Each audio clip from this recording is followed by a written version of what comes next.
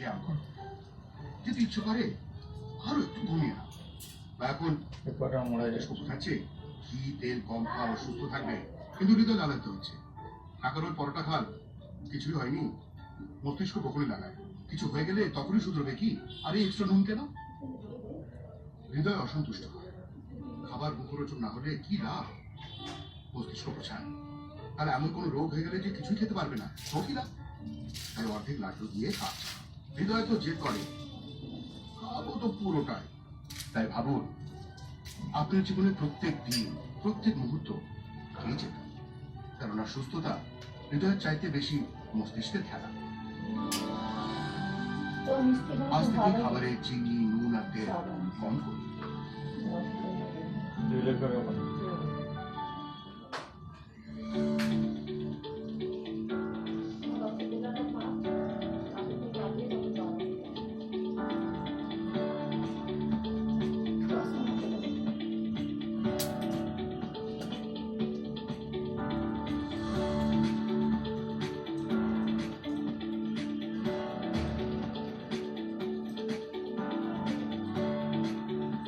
কাছি নিয়ে আসিস।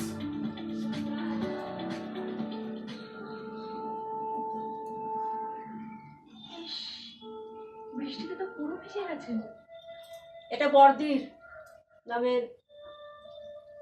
পড়িয়ে দিল। দাদা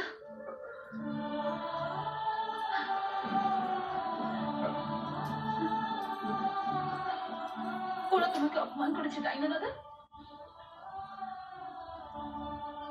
শুধু ফোন করে থেমে যায়নি রে,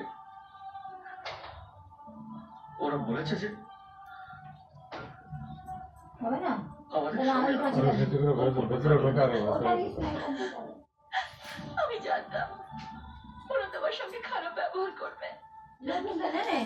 শুধু শুধু তুমি আমার জন্য আর কত লোকের কাছে যে অপমানিত হবে। এটা আমি পড়াচ্ছি। কাঁদিস না বোন, তোর চোখের জল আমি সহ্য করতে পারি না। আর সবচেয়ে বড় কথা যে তোর পেটের সন্তান যে অভিকে, সেটা ওদের বাড়ির লোক বিশ্বাসই করতে চাইল এটা না। চামচ দিস নি কেন?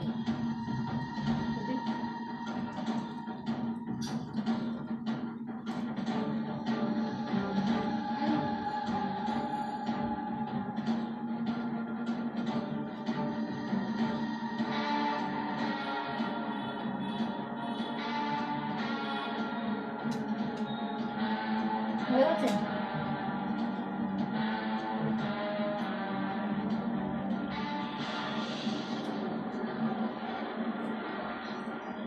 কি বলছো তুমি? আগে আলতি কর না, আগে টিকা লাগা। যে কোনো, হ্যাঁ যে কোনো। আগে আগে টিকা লাগা। হ্যাঁ বিজয় চৌধুরী, বাইরে এসো।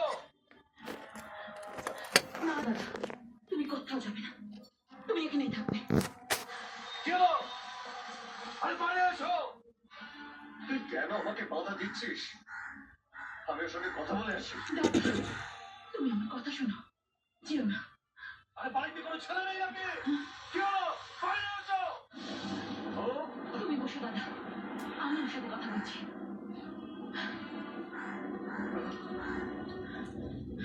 কি ব্যাপার? তুমি তোমার দাদা বাড়িতে নেই? হ্যাঁ আছে। তাহলে তোমাকে পাঠালো আমার সামনে আসতে ভয় পাচ্ছে কেন ভয় পাবে কেন? সেটা তোমার দাদাকে গিয়ে জিজ্ঞেস করো। কটা দিয়েছিস তুই? কতগুলো বয়স্ক লোককে মারধর করে 5টা মনে হয়, গুনে নি। 7টা। শুধু তাই নয়, বাড়ির মেয়েদের গায়ে হাত তুলেছে। আরে সাহস দেখো তো আমার গায়ে হাত তুলতে বলো, দেখি কত বড় ক্ষমতা। ডাকো তোমার দাদাকে, ডাকো। তুমি পুরো ঘটনাটা ঠিকঠাক না জেনে শুধু শুধু দাদার উপর রাগ করছো। শুধু শুধু? আরে তখন আমি বাড়িতে ছিলাম না।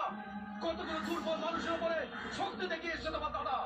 এখন বলো শক্তিটা আমাকে দেখাতে বলো।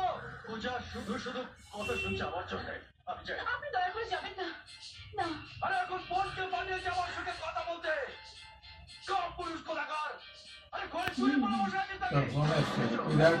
তোর ফোন তোর ফোনও দেখতে যাবে কেন? তোর ফোন আপনি যাবেন না, আপনি ওখানে গেলে আরো অশান্তি বাড়বে। ঘরে বসে থাকলে আরো অশান্তি বাড়বে।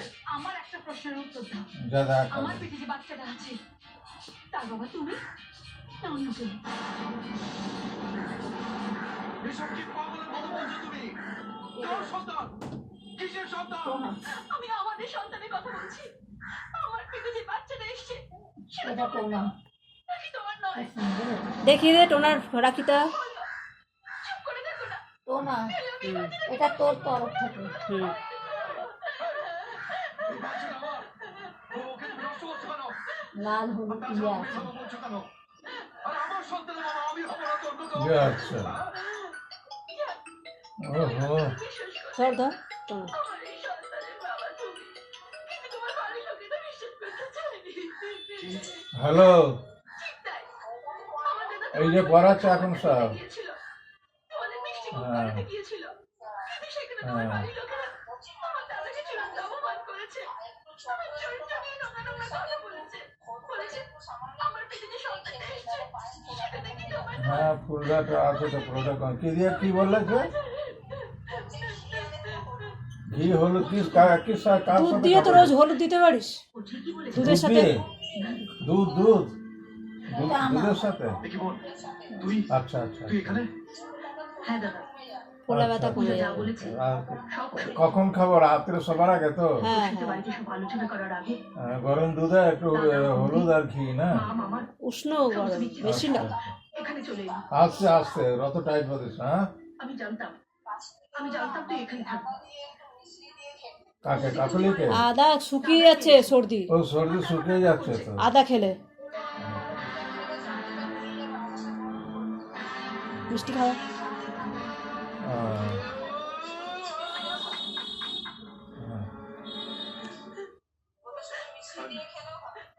সরি পূজা, আমি ভুল করেছি। আমি তোমাকে সম্পূর্ণ বিশ্বাস করি। ওকে পর্ব শেষ হলো।